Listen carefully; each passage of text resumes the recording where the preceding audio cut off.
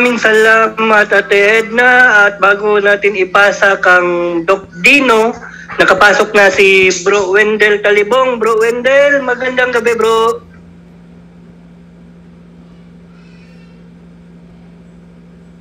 Magandang gabi sa lahat nating mga kapatid na sumusubaybay, katoliko man at hindi katoliko.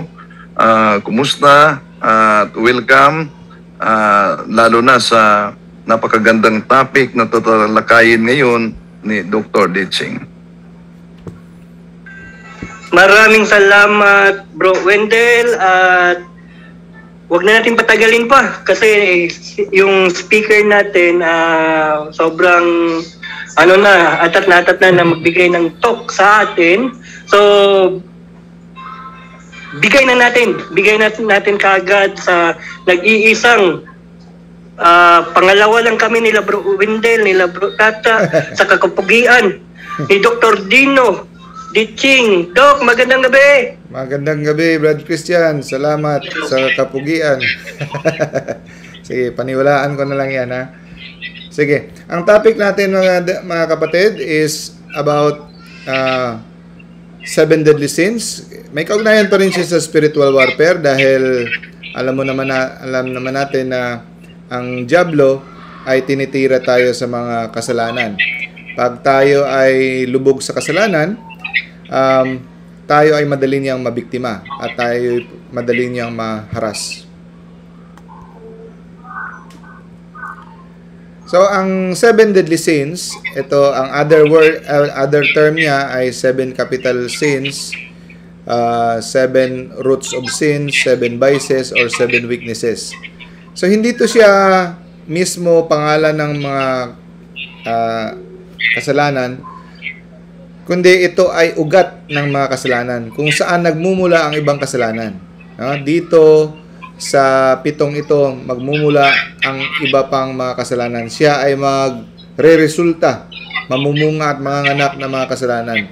So, pag tayo ay gustong mapuksa natin at tayo ay maging matagumpay sa ating spiritual life, dapat nating bunutin sa ugat ang kasalanan, hindi sa dulo. No? So, kung bakit tayo nagtataka hanggang ngayon, nahihirapan tayong putulin yung mga bisyo natin, kasi yung dulo lang yung pinuputol natin. Dapat, bunutin natin sa puno, sa ugat. Ito ang 7 ugat ng kasalanan. Pag tayo ay nagninilay-nilay sa gabi sa examination of conscience, paggabi, ito yung i-examine natin kung ano ba dito sa 7 yung predominant natin para madali nating ma-pinpoint at saka ma-stop. So, ang 7 deadly sins, meron din siyang 7 na opposite na virtue. So, pag gusto mong maging matagumpay sa pagpuksa nitong 7, ipapractice mo yung opposite virtue niya. So, pride is cured by humility. Envy is cured by kindness or gratitude.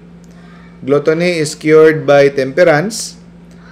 Lust is cured by chastity. Anger by patience. Greed cured by generosity. And sloth is cured by diligence and hard work. Okay, una tayo sa avaricya. Greed. Ang sa Tagalog, ang gahaman, no? Swapang. Sa Latin, avaricya. Ano tong greed? Yung labis-labis na pag-iipon ng mga material na bagay sa mundo.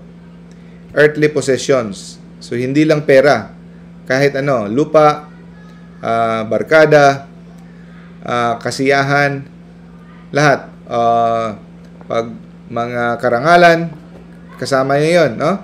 So, trying to amass fortune, trying to accumulate stuff. Nag-hoarding ka. Kahit hindi mo na kailangan, ganun pa rin. Nag-iipon ka pa rin.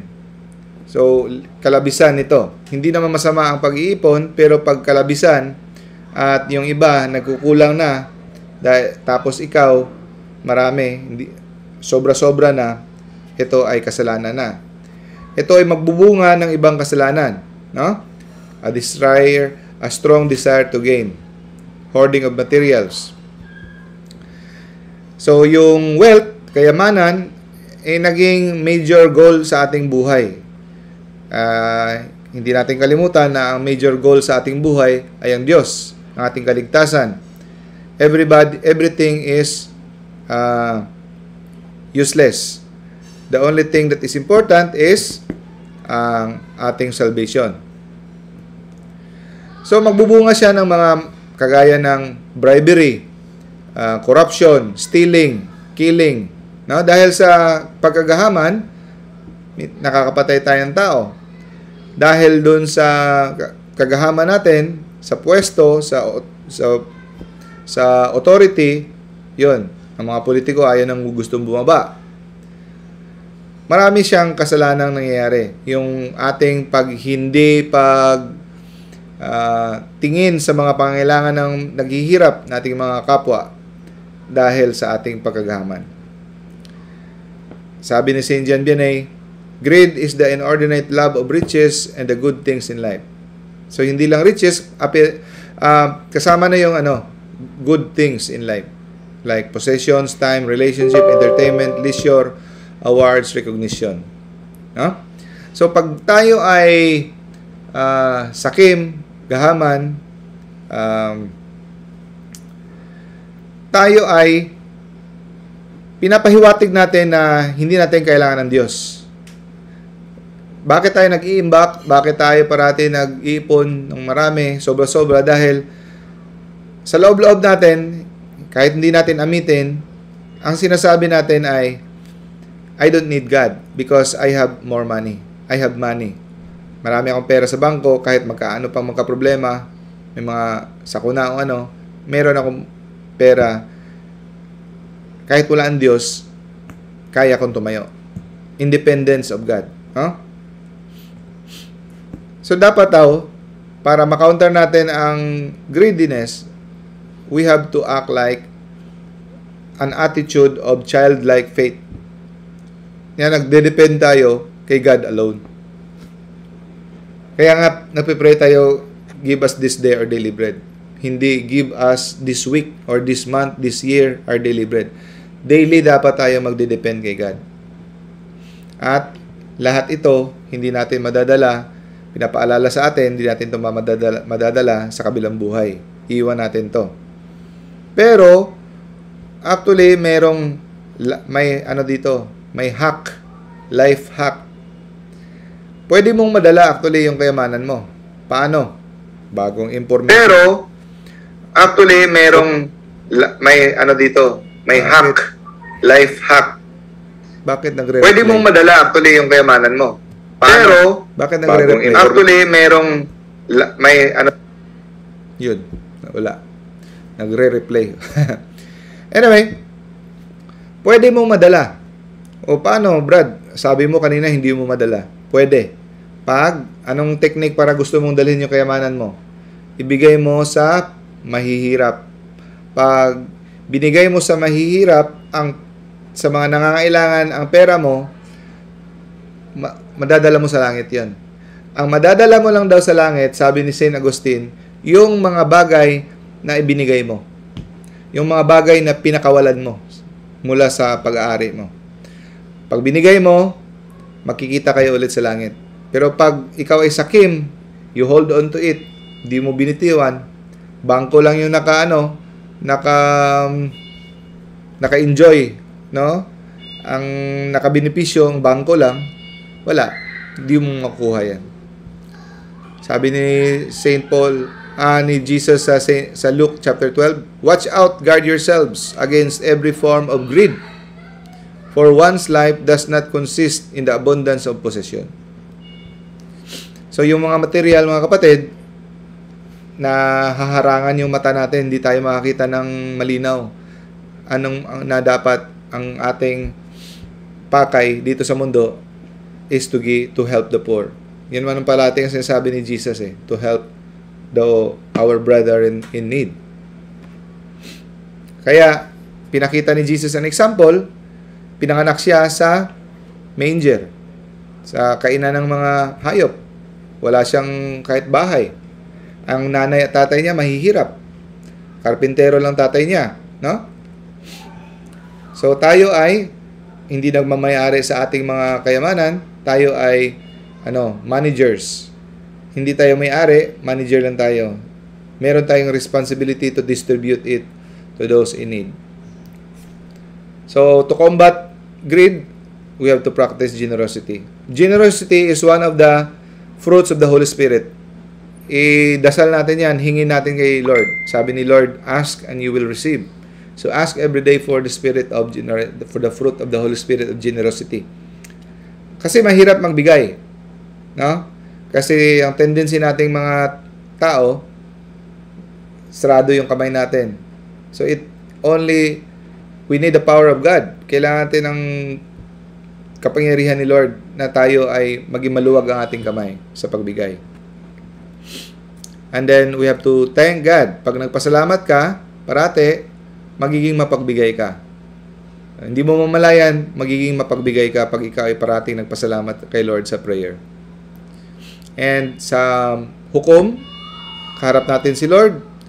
Ang ating totoong possession, no, ay love and good works.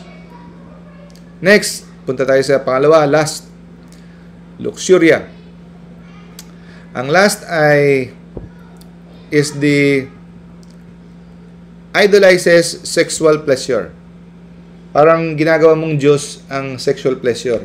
Hindi naman Diyos, pero para ka nagiging slave. Yun parating iniisip mo. Yung parating gusto mong maka-enjoy ng sexual pleasure. Parati ka naghahanap. Yun parati ang iniisip mo. Labis-labis na pag-iisip ng sexual pleasure. So, ang kanyang opposite na virtue is chastity. So, we have to practice chastity. Ang chastity ay ang virtue na minomoderate, dinidisiplina, kinokontrol yung ating sexual urge. No? Hindi dapat pwedeng pakawalan yung sexual urge natin kasi meron tayong sexual drive. Yung lahat ng tao may sexual drive. We have to put it under control according to God's will. Kung anong plano ng Diyos. So, ang sex is a gift of God. Gift ni God yan. That is, tawag dito, sacred. No? Sagrado yung sex. Hindi yan masama. Ang pwedeng mag-avail ng sex is yung married people. No? So, looking, imagining, treating others as mere sex objects, we are guilty of lust. Kahit tayo mag-asawa, no? Kahit sa mag-asawa, pwede kang mag-guilty ng lust. Pag yung asawa mo, yung misis mo, o yung husband mo, ang tingin mo, hindi mo siya tinatrato with respect, ang tingin mo sa kanya parang object, kasangkapan, na parausan. Na kung anong gusto mo, gusto mo susundin niya. Kung kailan mo gusto. Dapat, kahit sa mag-asawa, may pag-uusap, may pag-uunawaan, at you treat sex with respect. No? At saka maraming hindi nakakaalam. Akala nila dahil married na sila, kasal na sila, pwede na silang manood ng pornography. Pwede na silang masturbate. O pwede na silang mag-green jokes. No. You still treat sex with holiness according to the plan of God. No? So ngayon, binabrainwash tayo ng mundo na pag tayo nagmahal, dapat ang lubos nating pahiwatig ang ating pagmamahal pag ito ay na-express natin sa sexual pleasure. Hindi totoo yan. No? Pwede tayong magmahal na walang sexual gratification. Yung pagmamahal ng magkakaibigan. Brotherly love. No? Tapos, yung hina-hijack nila yung love wins, love is love. Pero ang totoong love ay ang pagmamahal ni Kristo sa atin. Sabi nila, love wins, love is love. Ginagamit ng LGBT. Lalaki sa lalaki, babae sa babae. Walang paghuhusga daw. Kasi nagmamahalan. Hindi pagmamahalan yan, mga kapatid. That is lust. Dahil pinagbabawal ng Diyos ang hindi natural na sexual expression. Kagaya ng homosexuality. Dahil si Lord ang nagtatag ng pag-aasawa. Hindi ang society. Si God, in Genesis, created man and woman. He created them. And then, He joined together the two. No? So, hinahijack nila. Love wins daw. Pero ang totoong love wins ito. Sacrifice. Giving yourself, giving your life for the sake of your beloved. So, ang sobra-sobrang labis-labis na pagmamahal sa isang bagay o sa isang tao, hindi rin pwede. Pwede rin siya matawag na lust. Detracting from the true love due to God. Kasi ang ating pagmamahal para kay God lang. Pwede tayong magmahal ng ibang tao, pero hindi dapat sobra-sobra. Sabi ni Saint Bernard, inordinate love of the flesh is cruelty. So, under the appearance of pleasing the body, we kill the soul. So, kailangan ng chastity. We have to restrain our wandering eyes. Our body is a temple of the Holy Spirit. Hindi natin to ibibigay sa sexual immorality. Yung body natin dapat banal. Ito yung offering na pwede natin ibigay kay Lord. Kasi wala naman tayong mabibigay. Pera natin, kahit ano, sa mata ng Diyos, wala yan. Ang pinaka kalugod-lugod at kanais-nais sa mata niya ay ang ating katawan, pure, clean, holy.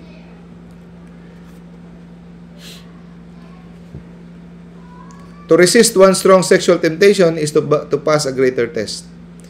Sabi ni Father Chris Aylar, pag ikaw ay nakapasa, nalagpasan mo ang tukso ng sex, ito ay matinding pagsubok. Mas matindi pa kumpara sa pagsubok na dinaanan ni Lucifer nung siya ay nalaglag mula sa langit. Kaya hindi biro ang pagsubok sa sex. Kaya kailangan natin ng tulong mula sa langit. Next, NB. Ang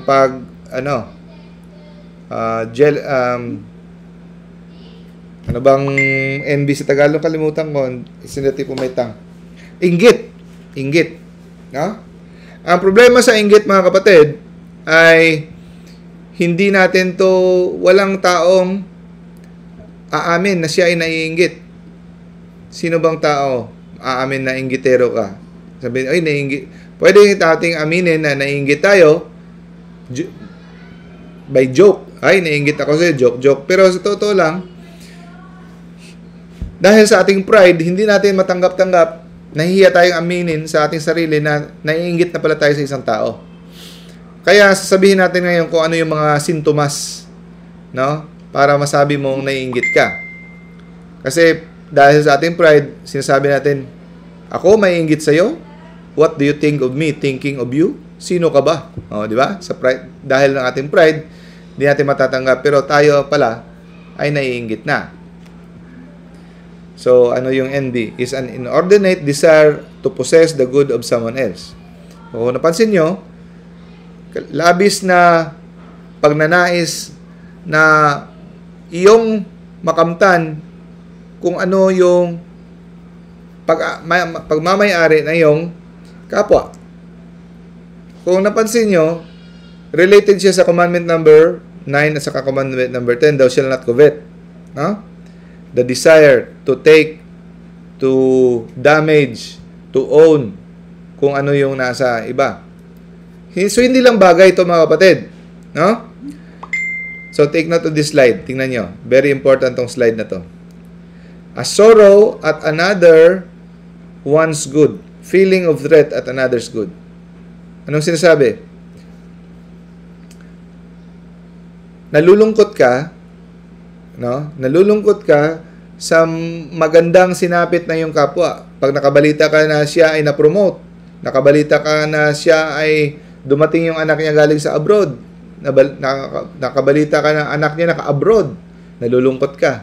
Nakabalita ka nga na siya na open ng bagong negosyo, nalulungkot ka, naiinis ka. Yun mga kapatid, sintomas ng inggit yan. No?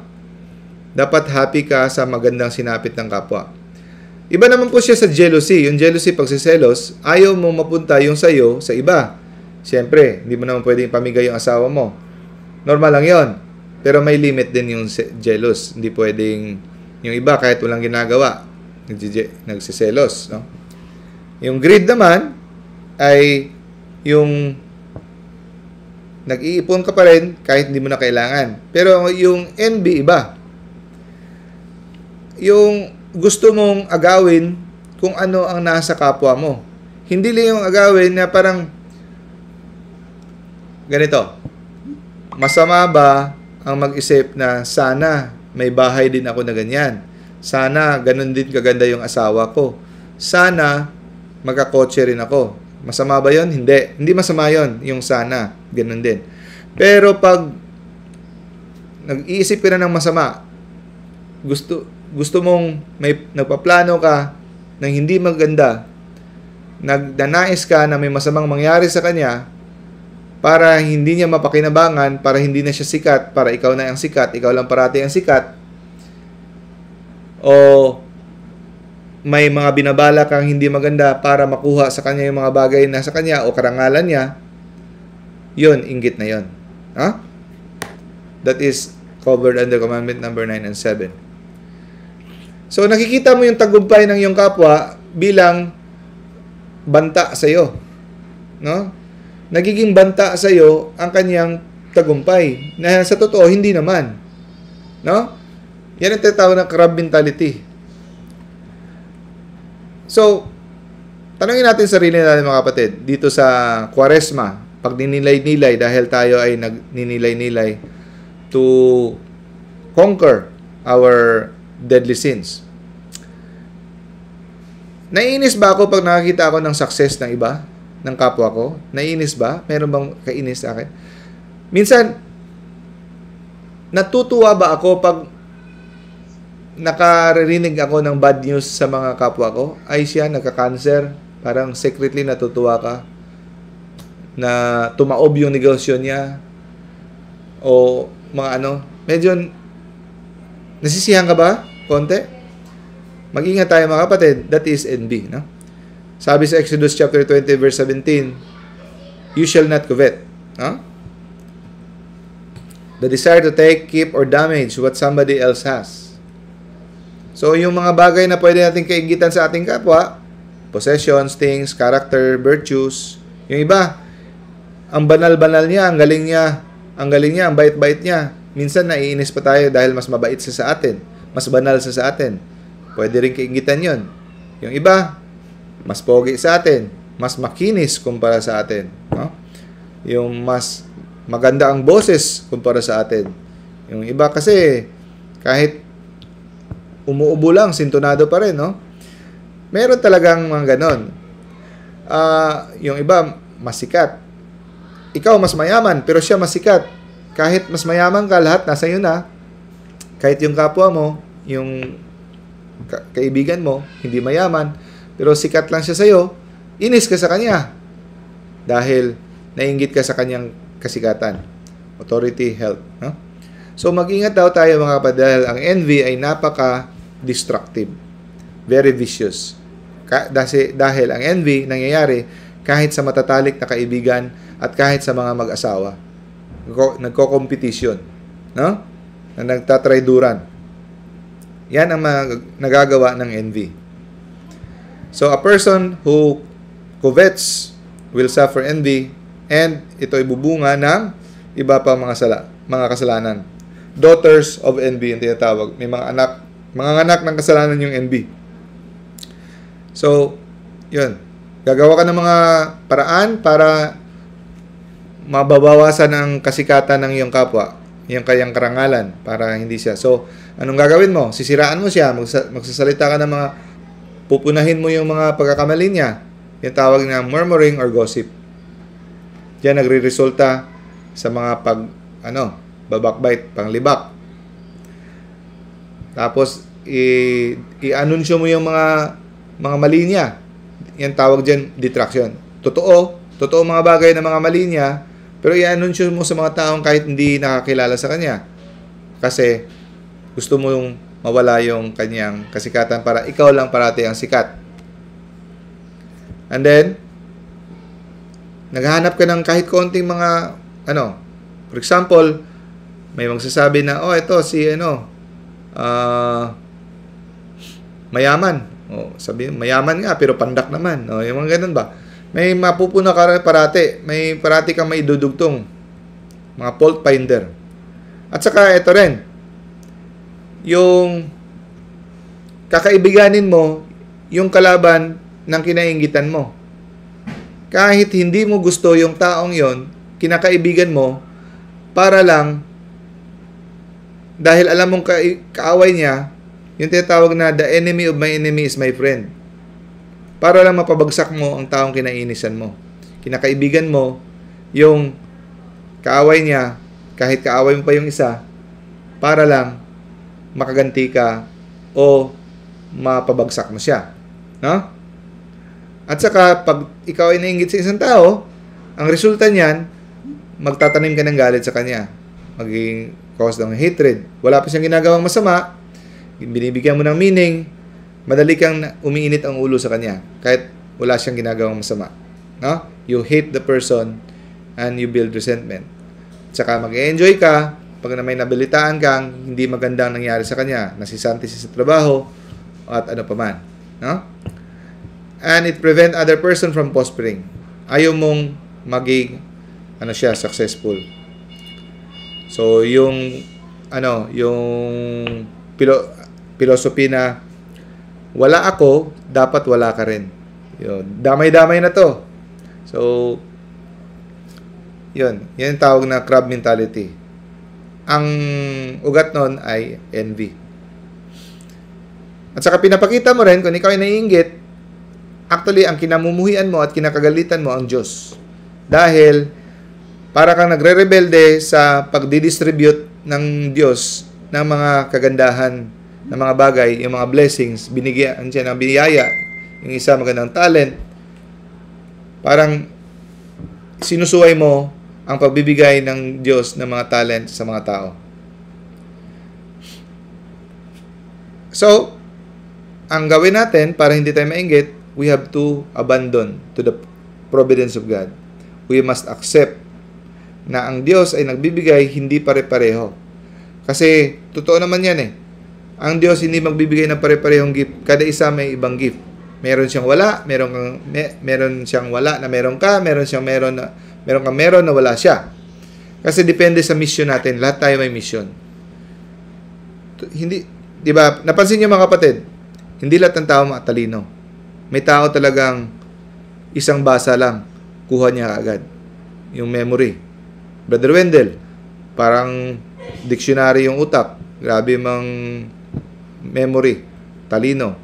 Pero, may iba na kahit ilang beses nang basahin yung verse, isang daan na kahit ako, hindi talaga ako magaling mag-memorize ng mga verse. So, iba-iba yung talent natin, iba-iba yung purpose dahil may mission tayo kada isa. No?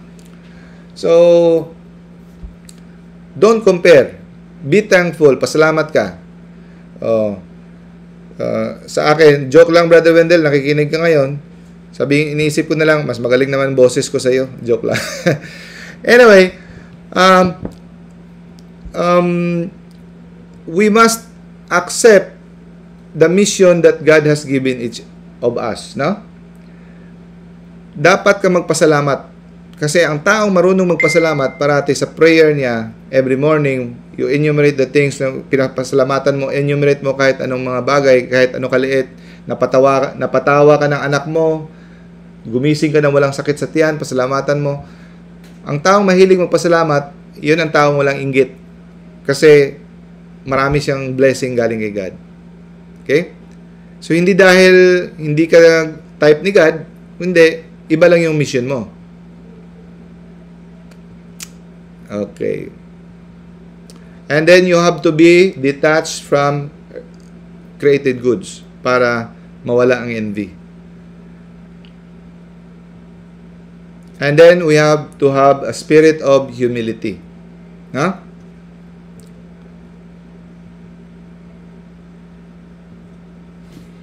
And also, God gives us what we deserve. So, dahil lang sa ating mga kasalanan, minsan din, yung mga blessings niya, hindi makalusot sa atin. So, when someone is more talented than you, praise God. When someone is more athletic than you, praise God. When someone is more attractive than you, praise God. No? You have to praise God. Yan ang remedy natin sa envy. Next is gluttony. In Latin, gula. Gluttony, labis-labis na pagkain at pag-inom ng mga bagay. No? Food and alcohol.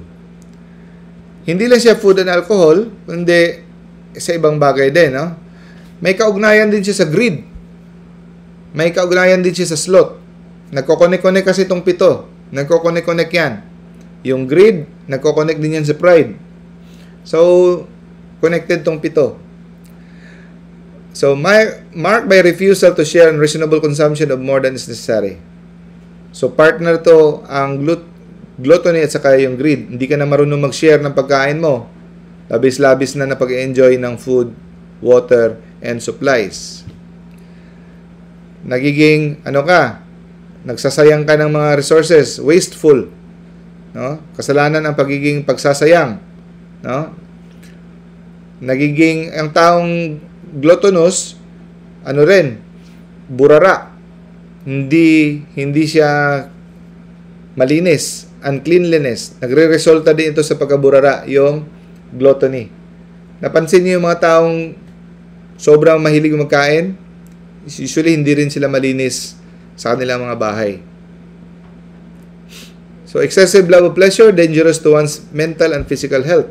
Siyempre, yung iba nagkaka-arthritis, high blood, diabetes, gout, dahil sobrang kain, sobrang inom.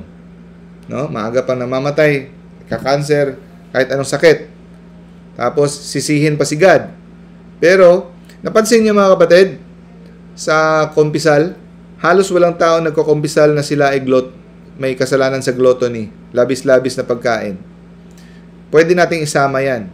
Kasi kasalanan, ang labis-labis na pagkain, na kahit busog na, sobra-sobra pa rin ang pagkain. No? So, paano natin ma-overcome ang gluttony? Temperance. So, to control our self-gratification. We have to ask God. That is, gift of the Holy Spirit. To control, temperance, self-control, fruit of the Holy Spirit. Fasting. Pag tayo nasanay mag-fasting, makakatulong to sa pag-overcome ng gluttony. At saka abstinence.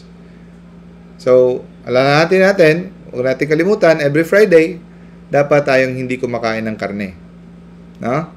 Kasama po ang manok. Isda lang yung pwede. Seafoods, pwede. Now, let's go to anger. Latin, ira. Yung anger, hindi lahat ng galit ay kasalanan. Kasi si Jesus nagalit. Meron tinatawag na just anger. No? Justified anger. Kaya sabi sa Bible, Ephesians chapter 4 verse 26, in your anger, do not sin. Pag ikaw ay nagalit, huwag mong hayaan ito ay hahantong sa kasalanan.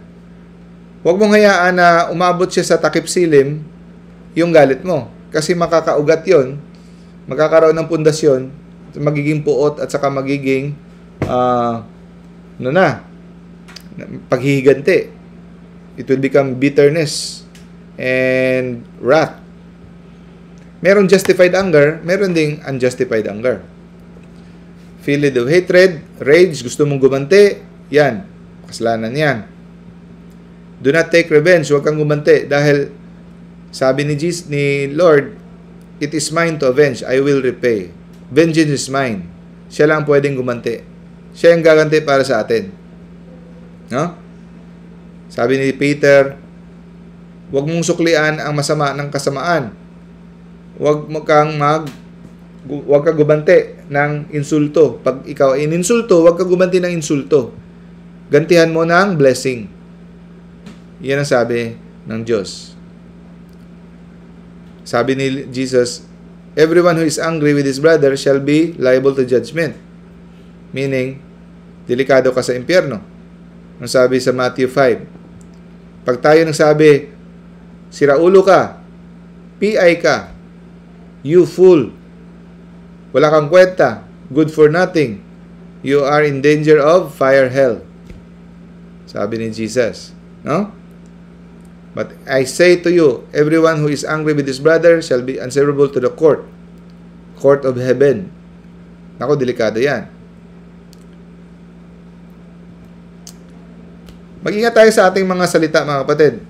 Pag sinabi nating, hindi ko naman siya sinaktan, pero minsan, ang ating salita ay mas lalo pang nakakasakit kumpara sa ating pisikal na pananakit. Kasi minsan ang sugat, hihilom. Pero ang sugat ng puso, sugat ng kaluluwa, ay hindi hihilom. Forever na. Magkikreate siya ng emotional damage. So, before you say something, think over and again and again and again. At saka yung tao daw parating galit, sabi ni Saint Catherine of Siena, ay hinahanda niya ang sarili niya sa impyerno. Dahil ang impyerno ay puno ng mga nilalang na puro na parating galit. Kaya ng demonyo. Walang pagmamahal sa impyerno. So, there is no sin or wrong that give man such a foretaste of hell in this life as an anger and impatience. So, ikaw ay gumagawa ng sariling impyerno mo dito sa mundo pag ikaw ay walang pasyensya at parating mainitin ang ulo. Now, let's go to sloth. Pagkatamad, idleness. Ito din yung kasalanan na hindi kailangan ng effort. Ito yung kasalanan na walang ka-effort. No? So, gusto mo ka parating mag-relax. Hindi lang to katamaran, ha? Ito yung katamaran sa kaluluwa. Tamad mag-pray, tamad mag-simba, tamad mahalin ang Diyos ng buong puso, utak at sa kaluluwa. Sabi ni Jesus, love God with all your heart, with all your strength, with all your mind. No? So, anong mangyayari? Magiging lukewarm tayo. Pag tayo ay tamad magtrabaho, tamad sa lahat, delikado maging lukewarm. Ano ba yung lukewarm? Maligamgam. Hindi masyado mainit, hindi masyado malamig. So, sabihin ng iba, attend tayo ng prayer meeting, basa tayo ng Bible, attend tayo ng Bible study. Huwag na. Bakit? Meron akong pananampalataya, pero kontento na ako dito. Ayoko nang gustong dagdagan. Ayoko sobrang banal. Ayoko baka mabangga na ako sa langit, baka lumagpas na ako sa langit. Nako, delikado yan. Sabi ni Lord, love God with all of your heart, all of your mind, all of your strength. So, hindi po, love God with 50%, with half of your heart. Buo po. So, pag nagkwenta ka kay Lord, tawag dyan lukewarm. No? So, dapat you have to love God. Ang desire mo is to love God with all of your heart, mind, and strength. At saka, ang resulta ng lukewarm, magiging ka rin? Duwag. Or irresponsible abandonment, especially of God. Yan ang magiging mga bunga ng pagiging tamad, sloth. At saka, pag ikaw may katrabaho na tamad, yung kasama mo sa trabaho, dodoble ang kanyang trabaho, dodoble ang kanyang kayod dahil pupunuan niya yung pagkukulang ng isang trabahante na hindi nagtatrabaho. Kaya kinukundina ang pagiging tamad. At saka yung tamad, ito rin yung mga taong nag-iisip ng masama, na mga hold up dahil tamad, gusto nila easy money. Ito rin yung mga taong magiging dishonest, magiging corrupt dahil So maraming bunga tong mga 7 deadly sins No? Yung mga taong tamad, yun ang gusto parating illegal. Magtitinda ng shabu dahil gusto easy money. Pero yung mga taong masipag, gusto mga trabaho marangal. Kahit sila ay magpapawis, naghihirap, magbabalik ng buto, okay lang. Dahil mga masisipag. Sa Revelation chapter 3, ano sabi? Because you are lukewarm, I will spit you out of my mouth. Anong ibig sabihin na iluluwa ka ng Diyos sa kanyang bibig? Mapupunta ka sa impyerno. So, akala mo yung faith mo, yung pananampalataya mo na 50-50 lang, middle, nakaka-impyerno pala yun. At saka, eto, the worst of the worst that pained him in the passion, hindi pala yung mga grabe makasalanan. Yun pala yung mga lukewarm. Nung sabi ni Jesus kay Sister Faustina sa Divine Mercy, sabi niya, on the ninth day of the novena, bring me souls who have become lukewarm. Dalhin mo sa akin yung mga lukewarm dahil ito yung mga kaluluwang ito ang nagpahirap sa akin ng pinakamasakit. Ito yung pinakamasakit na nagpasakit sa akin, yung mga lukewarm. My soul suffered the most dreadful loathing in the Garden of Olives because of lukewarm souls. They are the reason, sila yung rason kung bakit ako nakasigaw na, take this cup away from me. So the last hope of these people is to run for my mercy. Huh? So para tayo maka-counter natin ang sloth, diligence, pagsisipag. No? Pagsisipag. And we have to develop our talents. Now, let's go to the last one. Pride. Ito yung ni-reserve ko sa last dahil ito yung pinaka matindi sa lahat. Ito yung primal. So, sa 7 kasalanan, yung 6 dito lahat galing din. So, ito yung pinakagrabe, ito yung pinakaugat sa lahat ng ugat. Ang labis-labis na pag-iisip sa sarili. Sobra-sobrang pagtansya, pag-istima ng sarili. No? Nasobrahan sa pag-istima ng kanyang sarili. Iyon ang nangyari kay Lucifer. Nasobrahan niya sa pag-istima ang kanyang sarili. No? So, nakakalimutan natin yung katotohanan. Yung pagiging humble, pagiging mapagkumbaba, ang ibig sabihin nun ay iyong ina-acknowledge, tinatanggap mo ang katotohanan na ikaw ay isang abo. Ikaw ay galing sa lupa, nababalik sa lupa. So sa Ash Wednesday, pinapaalala sa iyo, huy, ikaw, galing sa lupa, babalik ka ng lupa. So pag iyong in-acknowledge yan, that is humility. Ang pride ay ang taong nakatira sa fantasy land. No? Living in a fairy tale. Hindi totoo. Okay. Now, ang humility ay ina-acknowledge mo yung katotohanan. Example, si Michael Jordan, magaling mag-basketball. Pag sinabi ni Michael Jordan na, ay hindi ako magaling mag-basketball, anong tawag dyan? Humility ba yun? Hindi. Tawag dyan, false humility. Ang humility ay tinatanggap mo kung ano yung totoo. Binigyan ka ng talent ni Lord, magaling kang kumanta, tanggapin mo, pasalamatan mo. Pag sinabi mong hindi ka magaling kumanta, kahit magaling kang kumanta, hindi na humility yon, hindi na truth yon. Kasinungalingan na yon. No? Yung iba kasi, sinasadya nila false humility para sabihin yung kabaliktaran. Pag sabihin, magaling ang boses mo, sabihin, hindi naman. Kasi ang gusto nila sabihin, hindi, maganda talaga boses mo. Kasi gusto nilang purihin. That is false humility, that is hypocritical.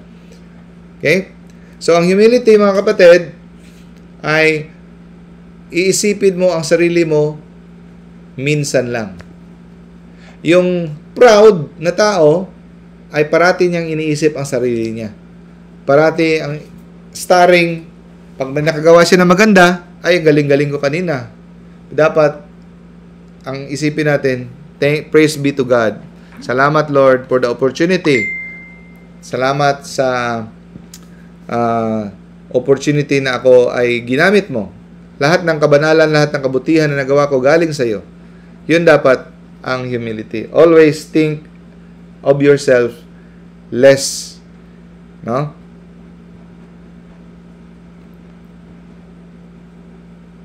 So, ito yung kasalanan kung bakit si Lucifer naging Satanas.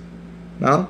Dahil nasobrahan ang pag-estima niya sa sarili niya. Akala niya ang kanyang liwanag, Lucy means light, light bearer.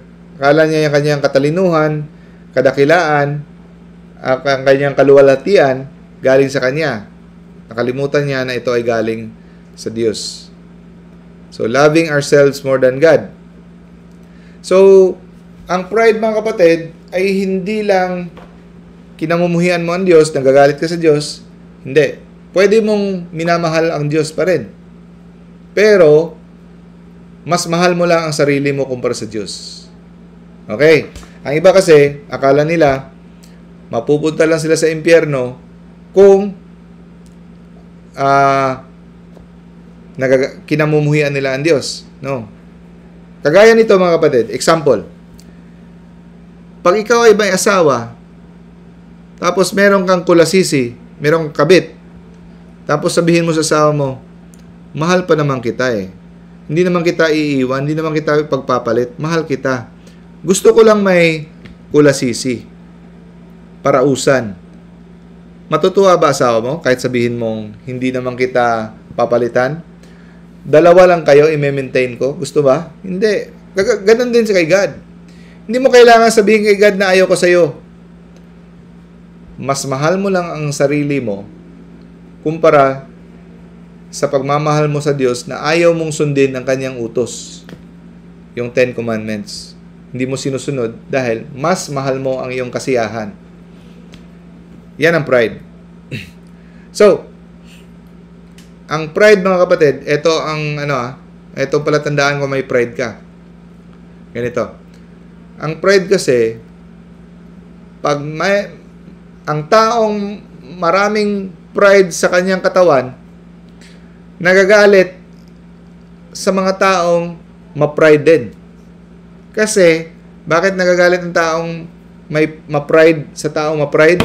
Dahil ang pride ay nakikipagkompetisyon. Hindi pwedeng silang dalawang bida. No? So, ito ang palatandaan. Tanungin mo sarili mo, gaano ba ako ka naiinis pag ako ay inisnab? Pag ako ay nagsabi ng good morning at saka hindi ako sinagot ng good morning, gaano ba ako kagalit sa loob-loob ko? Yun, sintomas ng pride yan. How much do I dislike when other people snub me at hindi ka pinarangalan, hindi ka binati, hindi ka man na lang pinansin. Huh? Each person's pride is in competition with else's pride. Nakikipagkompetensya yan. Dahil ang pride ay competitive in nature. So, ang pride, hindi nasisihan dahil may kotse siya, may bahay siya, may asawa siya, maganda. Hindi. Ang pride ay nasisiyahan, saan humuhugot ng kasiyahan ang taong proud? Kung ang kanyang kotse ay mas magara, mas malaki ang bahay, mas maganda yung asawa niya, mas pogi siya. Hindi siya nag-e-enjoy na parehas lang sila. Mas mag-e-enjoy siya pag mas higit yung sa kanya. Yun ang taong proud. No? Kaya sabi ni St. John Vianney, ang pride daw, makes us hate our equal. Dahil pareho lang. Hindi na tayo makapagyabang sa kanya, galit tayo sa kanya kasi hindi tayo makapagyabang dahil pareho lang kayong. Galit din sila sa mga taong mababa sa kanila kasi banta rin ito eh. Baka balang araw magiging kapareho nila o mas higit pa sa kanila. At saka galit rin sila sa mga taong nasa taas nila dahil mas mataas pa sa kanila. So basically, ang taong proud ay galit sa lahat.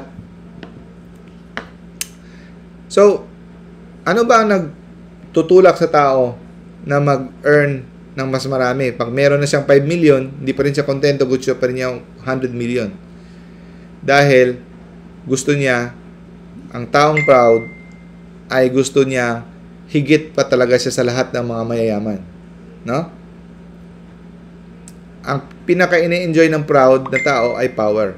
Ng tao ay mauutusan niya na parang mga laruan ng mga sundalo, toy soldier. Diyan ka, diyan ka, diyan ka, diyan ka. Yan ang pinaka ini-enjoy talaga ng taong proud. Ultimate is power. Ito. Minsan, yung ibang mga kasalanan like gluttony or lust, itong mga kasalanan ito, nagagawa pang ipagtitipon-tipon tong mga taong parehong mga kasalanan. Yung mga gluttony, nagtitipon-tipon pa. Nagsasama-sama sa kasilang kasinayahan at sa kanilang mga kasalanan. Ito yung mga chase, mga lustful. Pero ang taong proud, hindi mo talaga mapagsama-sama yan dahil it is always enmity.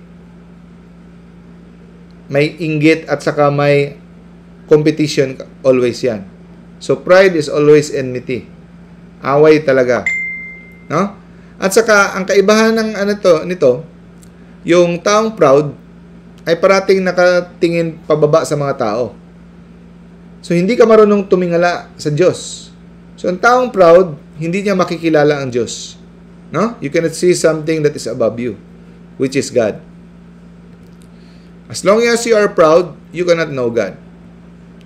So itong lust, greed, gluttony, sloth, envy, wrath, yung 6, ito, ginagamit to ng demonyo, dumadaan siya sa ating laman.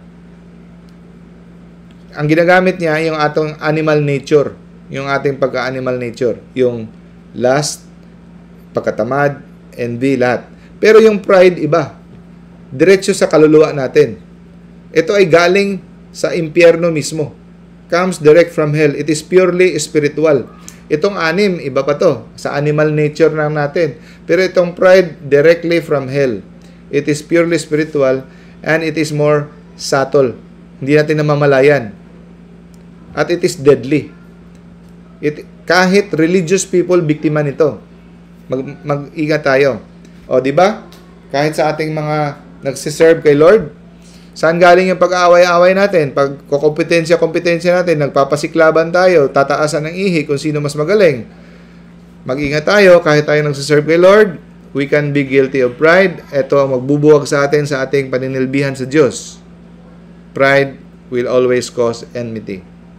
So, para maibsan natin yan, regular self-examination, confession, practice humility, no? Just like the humility of Jesus Christ.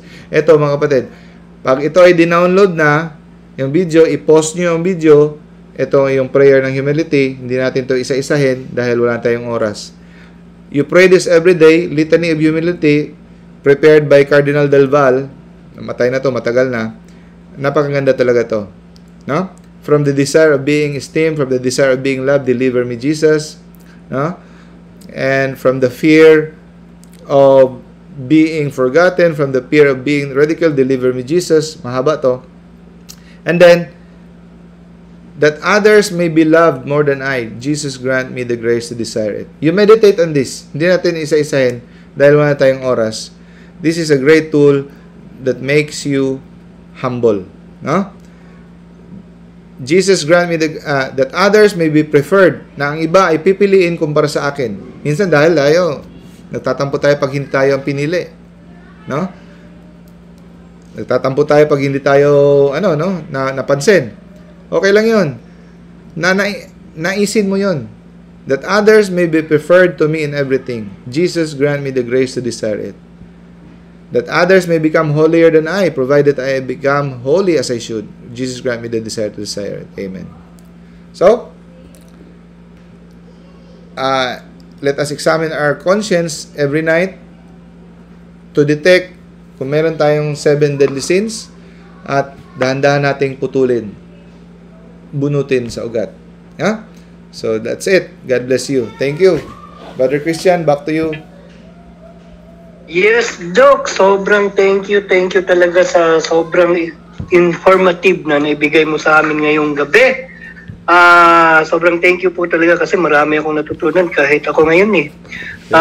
Papatuloy pa rin ako sa pag-aaral patungkol sa spiritual warfare. Kasi dati nga nasa ano din tayo, field ng spiritual welfare. So marami pa akong nadadagdagan sa sarili ko ngayon.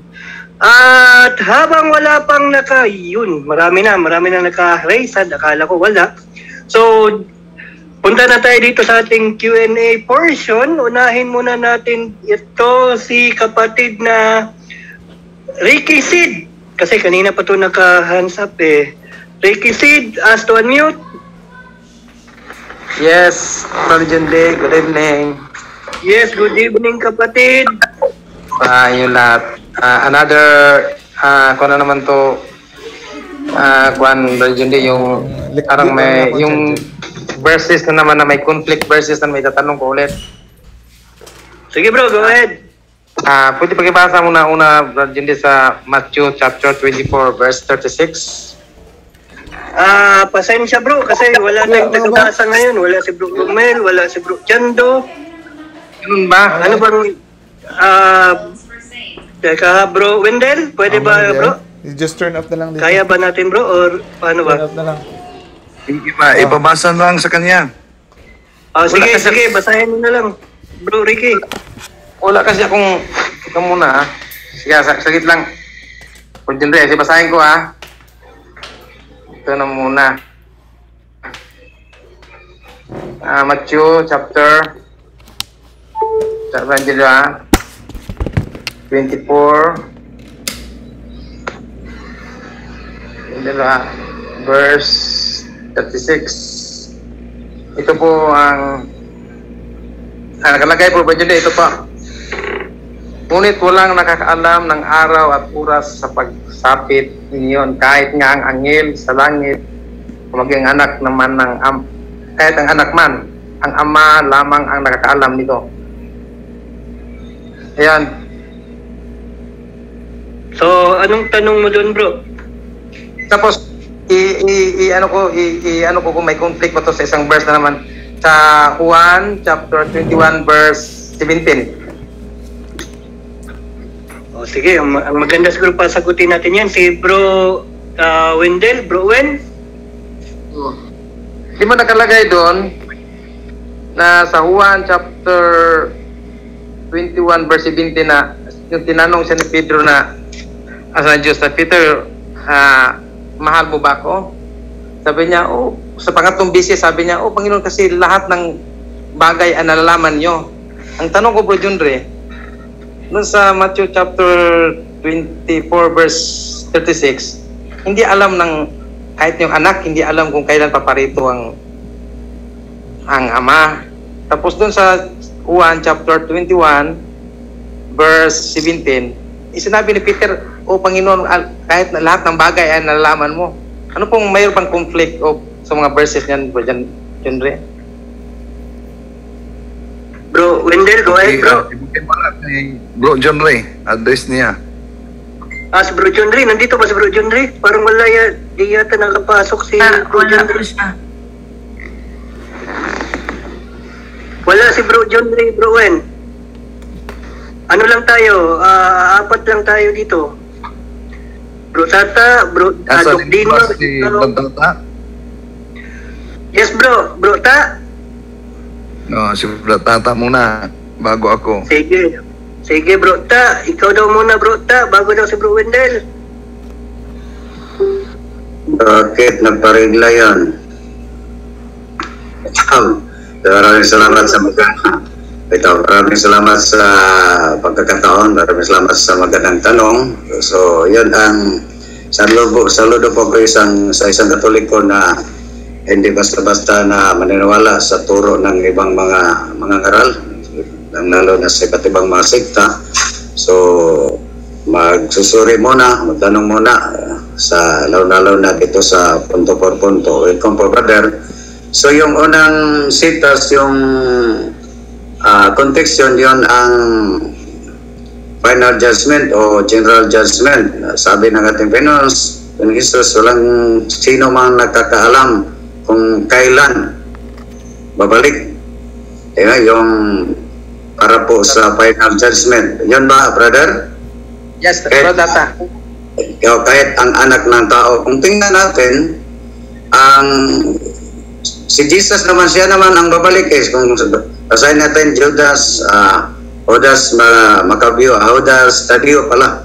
Epistola ni St. John, chapter 1, verses 14 to 15, siya naman ang babalik. Di ba? So yun, ang ibig sabihin na, ano po? Yung yun ang ano ko, binibase ko doon kung may conflict ba yun, Bro Tata, dahil doon sa Juan chapter 21 verse 17, ang sabi ni Peter doon ay, Panginoon ko, alam ko naman na lahat ng bagay ay nalaman nyo.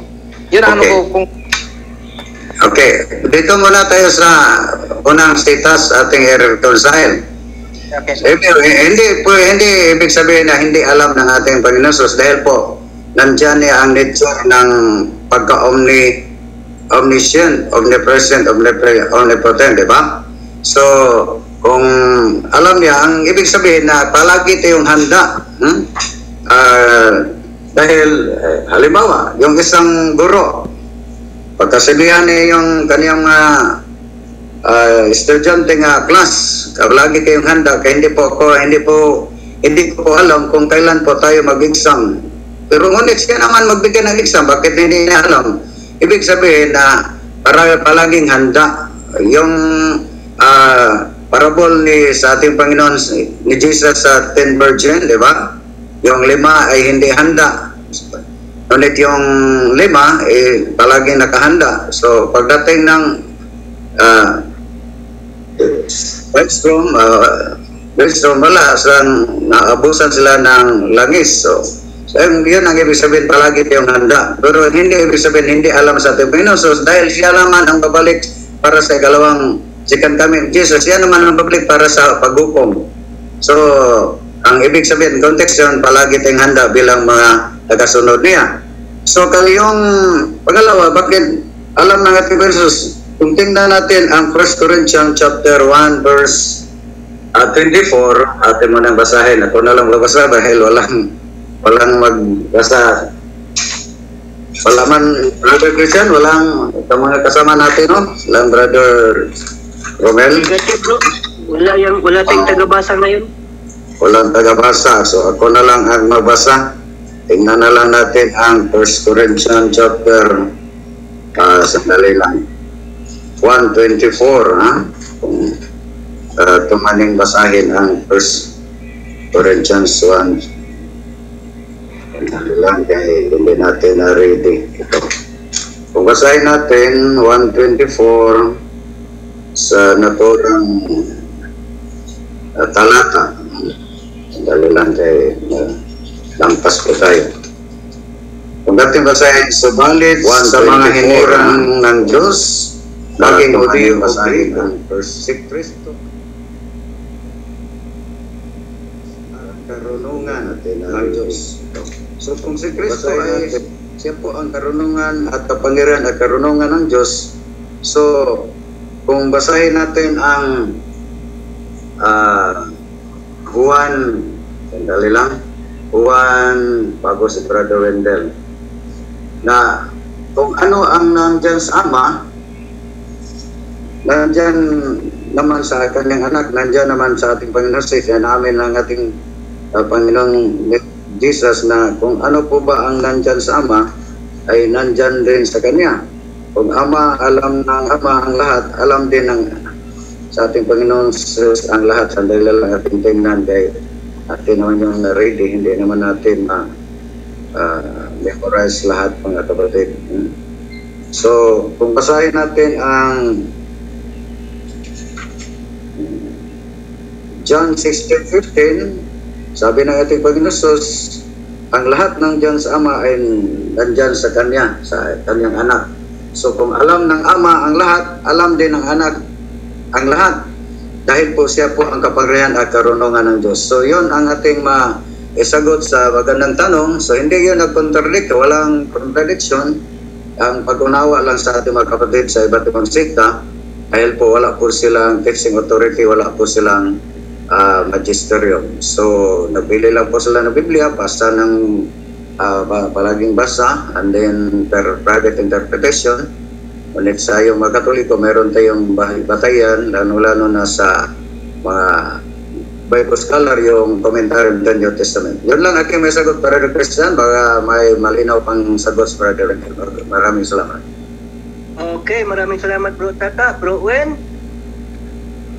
Okay, malinaw naman yon ang sagot ni Brad Tata. Wala pong contradiction, no? Ang contradiction, yun lang maling unawa ng ating mga kapatid. Una, kung tandaan natin, yung sinabi ng ating Panginoong Jesucristo na walang nakakaalam kundi ang Ama lamang, kahit ang mga anghel, pero hindi ibig sabihin na ang ating Panginoon Jesucristo hindi talaga alam niya ang pangyayari. Ang konteksto, maghanda kayo. Bakit? Kung sasabihin niya sakali na babalik ang Panginoon sa araw ng Monday, Pietsa 5, alam naman natin na pag Monday sa Pilipinas, sa ibang bansa, ibang araw. Pag pizza ng anong pizza sa Pilipinas, iba naman sa ibang bansa. So, ibig sabihin, para safe, prepare kayo. Pero, ang sabi ba ng ating Panginoon Jesucristo, hindi niya talaga alam kung San Mateo Kapitulo 24, versikulo 44? Napakalinaw naman ang sinabi niya sa Mateo Kapitulo 24, versikulo 42 at 44, at binanggit pa niya na ano ang mangyari sa katapusan ng mundo.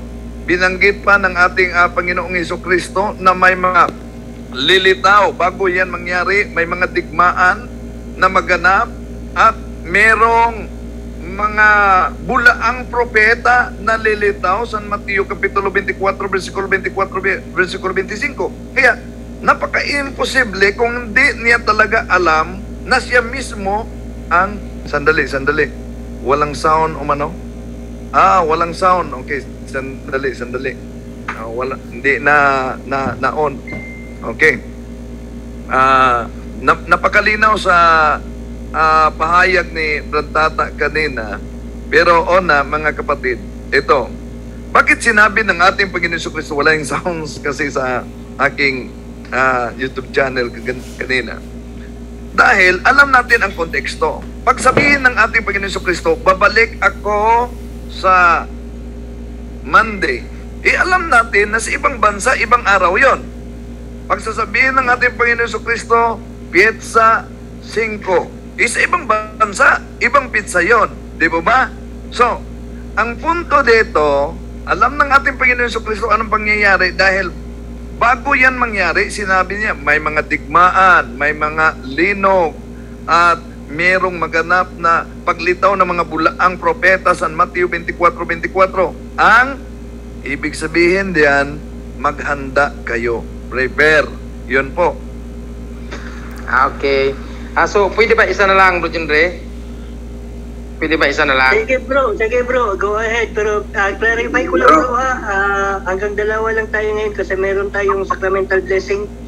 Bro, sige bro, sige. Go ahead. Brother Christian, Brother John Ray, palaging siya binanggit niya. Mas pogi po sa akin si Bro John Ray, si Bro Christian po ito. Pagka alay kasi kayo. Sige, isa input kante. Christian. Doon na lang sa Lucas. Christian. Yes, Ate Edna. Away muna ako. Pag magsalita ako, ibig sabihin, okay na ako. Okay tayo, sige tayo. Okay, bye-bye. Bye. Sige, go ahead bro. Brad Christian. Doon na lang. Yes, Doc. May idagtag lang ako konti. Sige Doc, go ahead Doc. Yung sa walang konflikto kasi may nabasa akong isang theologian nagsabi na alam lahat ni Lord Jesus. Alam niya yun kahit ang kailan darating. Pero hindi kasama sa kanyang misyon na pagiging anak. Hindi kasama sa kanyang misyon ang pagpapaalam kung kailan ang pagbabalik. So, hindi ibig sabihin hindi niya alam. Ang ibig niya lang sabihin nun, more on figure of speech na hindi kasama sa kanyang misyon. Hayaan lang muna natin na ito ay nire-reserve na sa Holy Spirit kasi hindi kasama ng anak sa misyon ang magpapaalam kung kailan siya babalik. Yan lang. Okay, thank you so much, Doc Dino. Go ahead, kapatid, sa iyong kalawang katanungan. Ito pong isang katanungan ko. Doon po sa Lucas chapter 4 and the following verse, nung si Jesus Christ ay sinubukang tintalin ng Satanas, sinabi ba niya kay San Lucas ang pangyayari nung kasi siya lang andun? Ikininto ba niya kay Lucas o ni San Lucas kung paano niya para ipasulat si kay San Lucas yung pangyayari niya nung sinubukan siyang tintalin ni Satanas? Okay, maraming salamat sa katanungan, kapatid. Bigay natin sa kasamahan natin na bago lang kapasok, yung kanina mo pa tinatawag, Bro Junre. Magandang gabi, Bro Junre. Yes bro, good evening bro. Sorry, nakatulog ako. Okay. Ako sa trabaho. Ano Pakisagot yung tanong niya, bro. Ano yung tanong? Bro, sige bro, ulitin mo yung tanong, bro. Ang tanong ko po, Bro Junre, yung tungkol po sa Lucas chapter 4 and the following verse nung si Jesus Christ ay sinubukang tuksuin or tintalin ni Satanas. Yung mga pangyayari na yun, ipininto pa niya kay Kon o inutos niya kay San Lucas para isulat yung pangyayari kasi siya lang andun sa kasi Satanas eh. Okay, so according dun sa yung pumunta ng Panginoong Kristo sa wilderness. Yes. Actually, narinig lamang yan ni San Lucas sa pahayag ng mga apostol. Ang unang nagsabi niyan si Mateo. Mababasa mo rin yan sa Mateo Mateo 4:1 hanggang 11. Nasa ano rin yan ni Mateo. Pero about sa writings ni Lucas, kapatid, nagsaliksik kasi si Lucas, no? Sino may Biblia dyan? Gawa 1:1? Bro, wala tayong tagabasa ngayon, bro. Ay, wala bang tagabasa? Kunin ko mali yung Bible, saglit lang. Okay, basahin ko na lang dito, no? Basahin natin sa Gawa 1:1, ha? Paano sumulat si Lucas? Itong sabi ni San Lucas, ang unang kasaysayan na ginawa ko, o Teofilo, ay tungkol sa lahat na pinasimulang ginawa at itinuro ni Jesus hanggang sa araw na tanggapin siya sa kaitaasan, pagkatapos na makapagbigay siya ng mga utos sa pamamagitan ng Espiritu Santo sa mga apostol na kanyang hinirang, na sa kanila na may napakita rin siyang buhay sa pamamagitan ng maraming mga katunayan. Pagkatapos na siya makapaghirap na napakikita sa kanila sa loob ng 40 araw at nagpahayag ng mga bagay tungkol sa kaharian ng Diyos. Ito yun, no, sa uno. Ang unang kasaysayan na ginawa ko, Teofilo, ay tungkol sa lahat na pinasimulang ginawa at itinuro ni Jesus. Nakalimot na may talata na Lucas 1:1 ba yun? Basahin ko muna saglit sa Lucas 1:1. Nakalimutan ko yung talata na nagsulat siya dahil marami ng isinulat. At ito pala, ito sa Lucas 1:1, yamang marami ang nagpilit mag-ayos ng isang kasaysayan noong mga bagay na naganap sa gitna natin, alinsunod sa pinatalo sa atin nilang buhat sa pasimula ay mga saksing kakakita at mga ministro ng salita. So dito maintindihan natin na siya ay nagsaliksik din. No, si San Lucas nagsaliksik din sa kung ano yung kaganapan sa buhay ng ating Panginoong Jesucristo. Kaya sumulat din siya, kapatid. Pero about doon, kung ang nagsulat talaga doon sa sa Mateo 4:1 hanggang 11, si Mateo sinulat din yung na yon. So maaaring doon din niya narinig kay Mateo sa ibang apostol, kaya sumulat din si San Lucas sa ganong pangyayari. Okay. Okay, thank you po, Bro Junre. Thank you so much. God bless po. Okay. Maraming salamat, kapatid na Ricky Sid. So, okay na yun, bro? The next time, mag-research po ako ulit. Sige, bro. Maraming salamat, Bro Ricky Sid. So, lipat naman tayo dito sa isa pang magtatanong. At ang sunod na magtatanong is si Ding. Kapatid Nading, ask to unmute.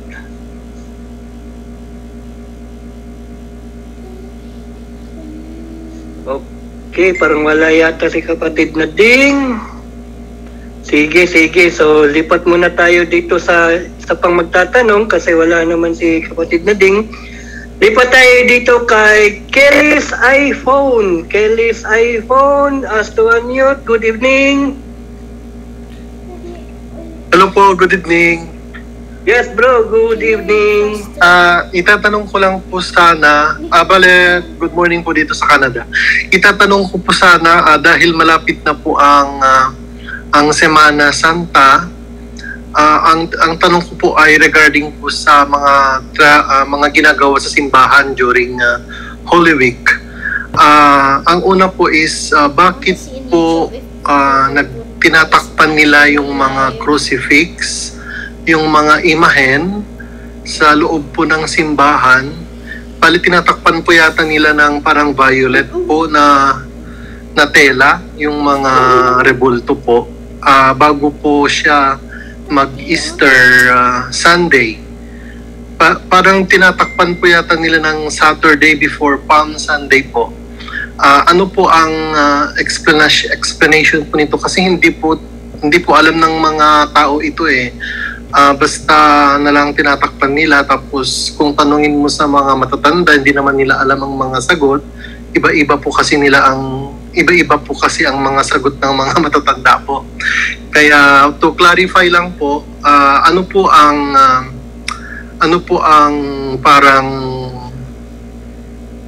ano po ang ibig sabihin ng ganun po sa pagtatakip po ng mga imahen bago po ang Easter Sunday? Okay, actually yung tanong na yun kapatid, meron kaming naka-line up na topic patungkol dyan. Bro Wen, sasagutin pa ba natin to or iano muna kasi meron naman tayong topic nito eh. Okay, konti lang. Pwedeng sasagutin, konti. Sige. Go ahead, Bro Wen. Sige, bro, nag-assign ito? Sige, parang tata muna. Si Brother Wendell na lang dahil po ako pa ang magtatapik. Kaya kayo na lang, partial lang Brother Wendell, partial para sa'yo. Sige Bro Wendell, partial daw. Okay, partial. So yung mga imahen, mga sacred images ay tinatabunan, no, until the beginning of the Easter Vigil, no. Dahil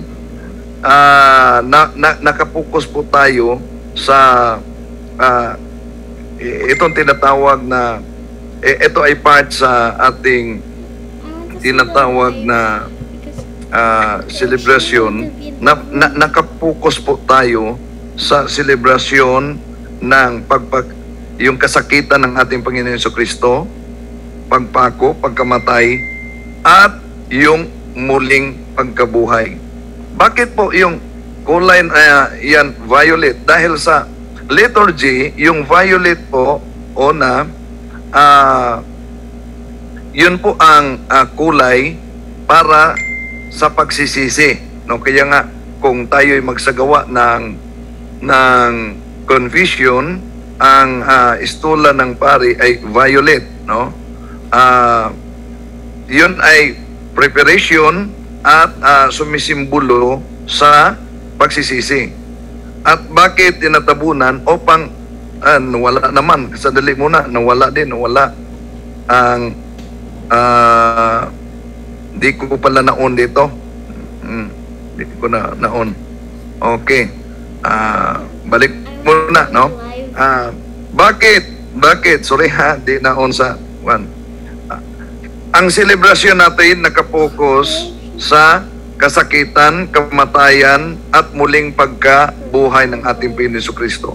Bakit violet? Dahil ang violet na yan ay sumisimbolo sa preparation. Kaya yon ay bago ang Christmas, yon din ang kulay sa ating liturgy. At sa pagsisisi, yon po ang sumisimbolo sa kulay violet. Yon po. Okay po.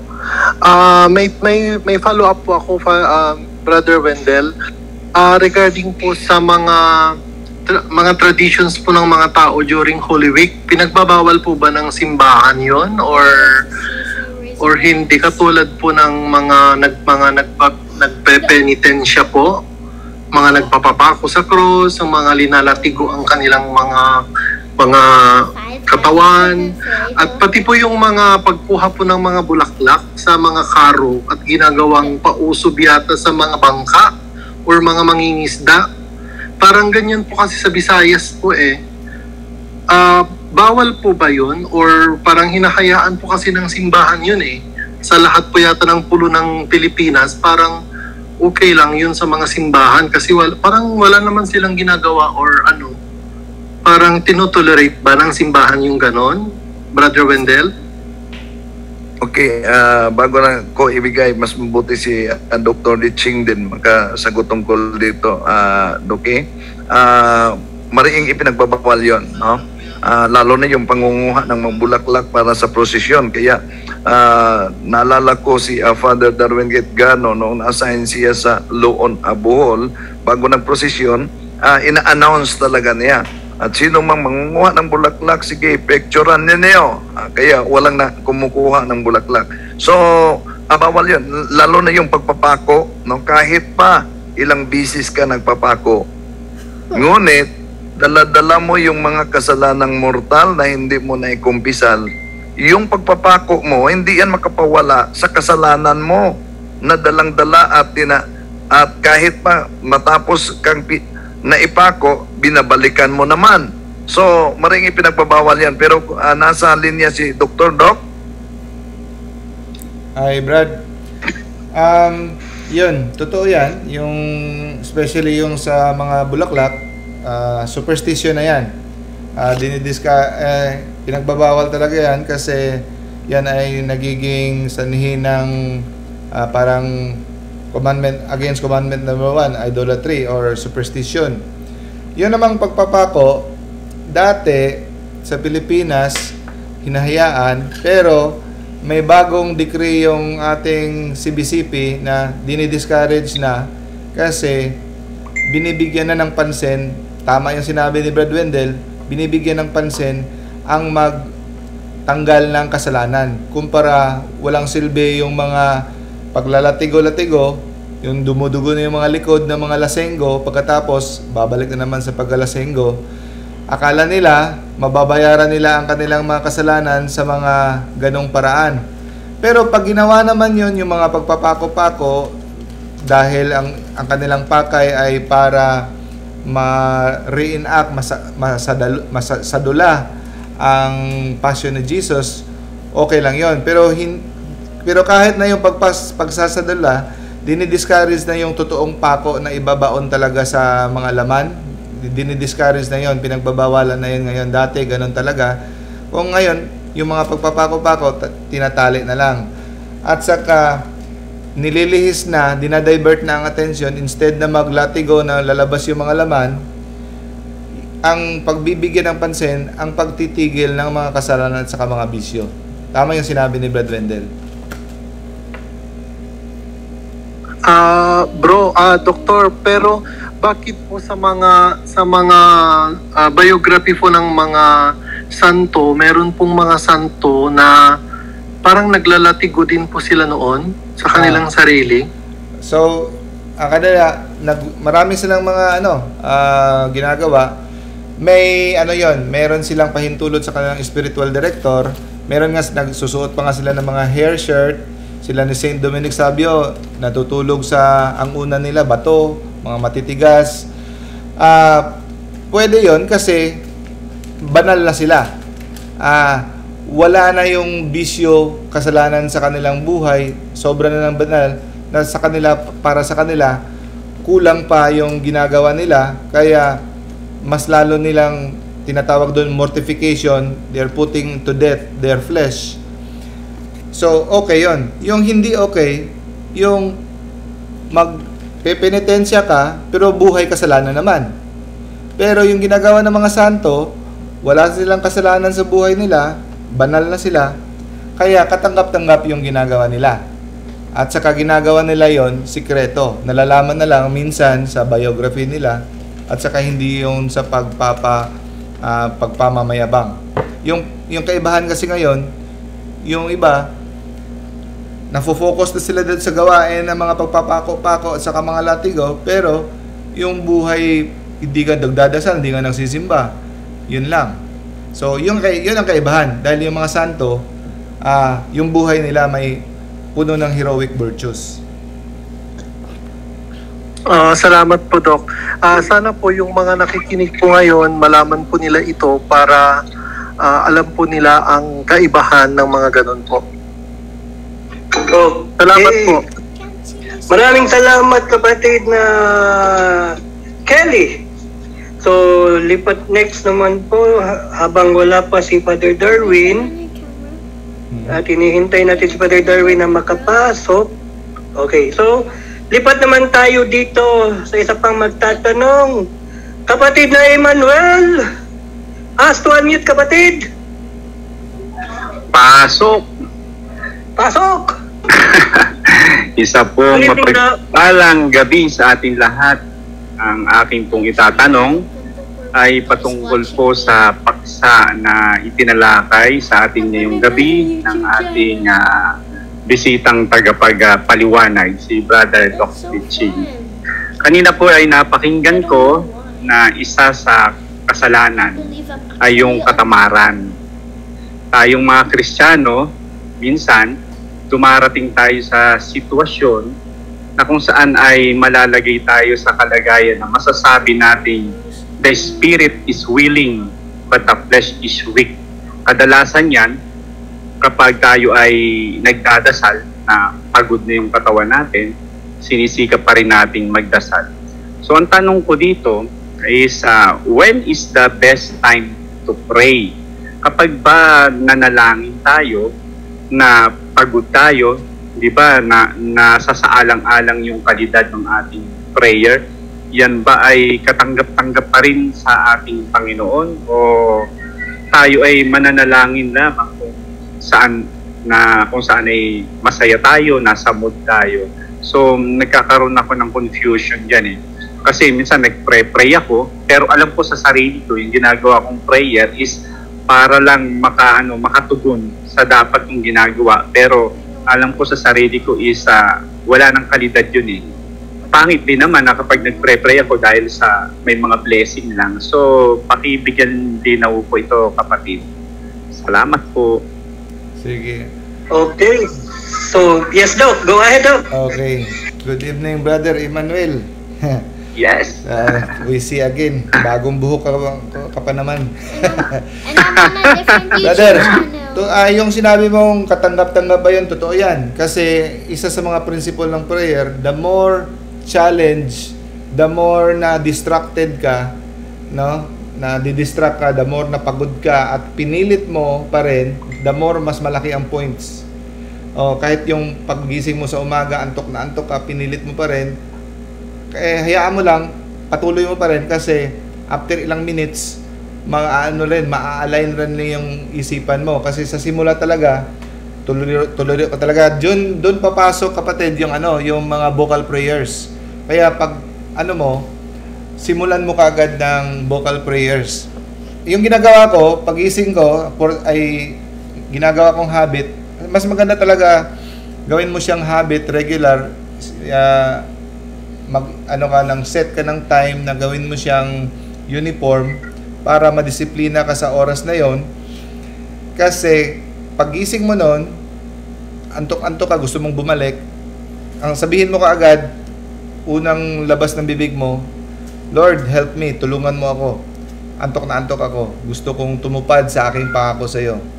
So, at saka rin yun, sacrifice din yun, penitensya rin yun, yung pagising mo na pinilit mo yung sarili mong gumising at tumayo at mag-pray, para rin yun sa conversion of sinners, for the peace of our country, for the lahat ng salvation of souls. Maraming benepisyo yun. At saka, after ilang minutes, pag napansin mo, magsimula ka sa mga vocal prayers like Our Father or Hail Mary, dahan-dahan, yung gana mo babalik, no? Sa simula lang 'yan. So kahit wag ka maniwala kasi ano yan ang diablo. Sabihin niya, ay napaka-hipokrito mo, walang kwenta yung prayer mo kasi distracted ka. No.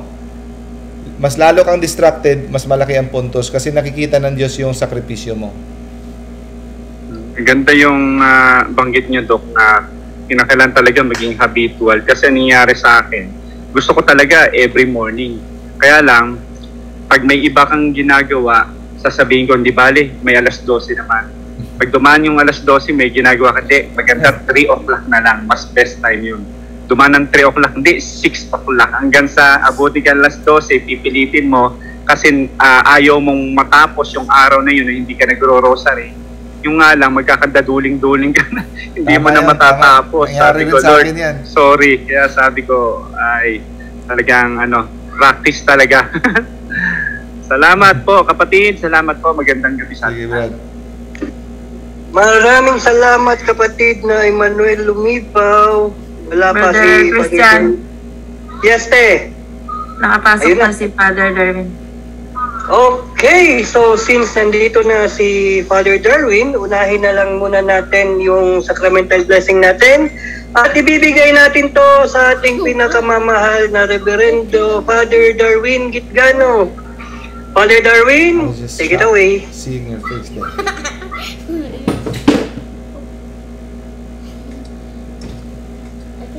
Okay.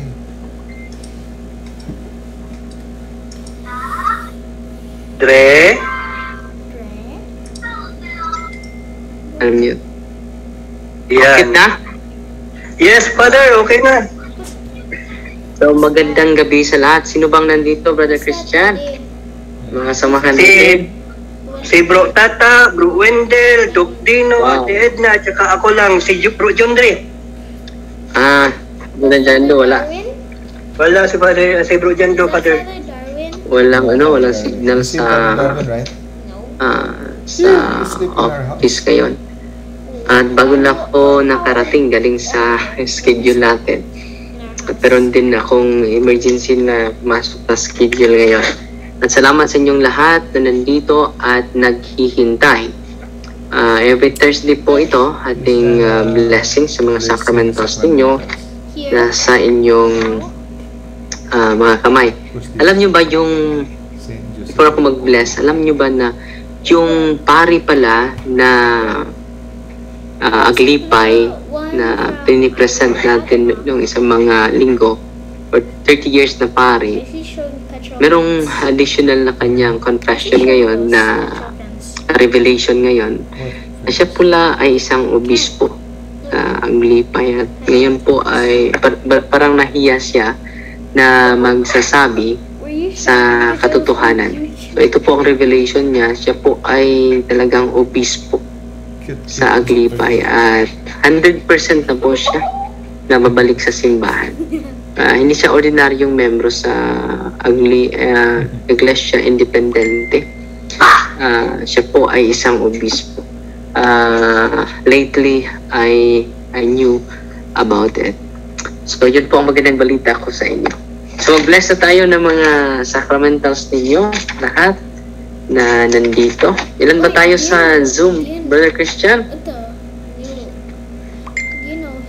86, Father. 86 tayong nasa Zoom. Natin ngayon. Ang nasa live natin, Father, umabot ng 304. Ang sa YouTube, sa YouTube yun, Father. Ang sa Facebook, di ko po na monitor. More than din siguro din, Father. 147. 147. So, mag-bless na tayo sa inyong mga sacramentals. In the name of the Father, and of the Son, and of the Holy Spirit. Amen. The blessing of salt. You creature of salt, I purge you of evil by the living God, by the true God and by the holy God, by the God who ordered you through Isaiah the prophet to be cast into water to cure its untruthfulness, be thou purified salt for the health of the livers, giving soundness of body and soul to all who use you. In whatever place you are sprinkled, may phantasm, wickedness, and Satan's standing be banished. And let every unclean spirit be repulsed by him. You shall come to judge the living and the dead, and the world by fire. Mighty everlasting God, humbly we implore your boundless mercy, that you would dine of your goodness to bless and sanctify this creature of soul, which you have given for the use of mankind. May all that use it find natural remedy for soul and body, and let everything with it touches or sprinkles be freed from uncleanness, dissolved from evil spirit, through Christ our Lord. Amen. The blessing of water. You creature of water, I purge you of evil in the name of God the Father Almighty, in the name of Jesus Christ, His Son, the Lord, empowered by the Holy Spirit, that you may be water fit to brace us against the envious foe. May you be empowered to drive him forth and exalt him together with his fallen angels, in the power of the self-same Jesus Christ, our Lord, we shall come to judge the living and the dead, and the world by fire. O God of man's salvation, those dispense wondrous mysteries with the efficacious sign of water, hearken to our prayer, pouring forth your benediction upon this element, which we consecrate with manifold purification. Let this creature serve you in expelling demons and curing diseases, whatsoever it sprinkles in the homes of the faithful, covered from harm, in sad souls enjoy a spirit of goodness, and an air of tranquility, freed from painful and hidden snares by the sprinkling of this water. May everything opposed to the safety and repose of them that dwell therein be banished, so that they may possess the well-being they seek in calling upon your holy name, and be protected from all peril through Christ the Lord. Amen. May the salt and water be mixed together in the name of the Father, and of the Son, and of the Holy Spirit. Amen. Author of invincible strength and King of unconquerable empire, ever the gloriously triumphant one who restrained the force of the adversary, who overcome the fierceness of neighboring enemy, who boldly put down hostile influences, frustrate and person, we beseech you, Lord, consider kindly the creature of salt and water, make it honored and sanctify it in the dew of your sweetness, whereby the sprinkled in your name, the devilish infection cease, the venomous turbid driven afar with the presence of the Holy Spirit favor with us, as we implore your mercy through our Lord Jesus Christ, your Son, who lives and reigns with you, the unity of the Holy Spirit, one God, forever and ever. Amen. The blessing of oil. Our help is in the name of the Lord, who made heaven and earth. God's creature oil, it casts out the demon from you in the name of God the Father Almighty, in the name of Jesus Christ, His Son, the Lord, who made heaven and earth and sea and all that they contain. Let the Rosari's power, the devil's legions, and all Satan's attacks and creations be dispelled driven afar from this creature oil.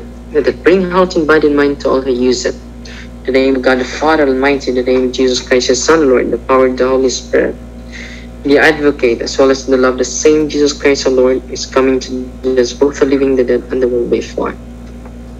O God, O Lord, heed my prayer.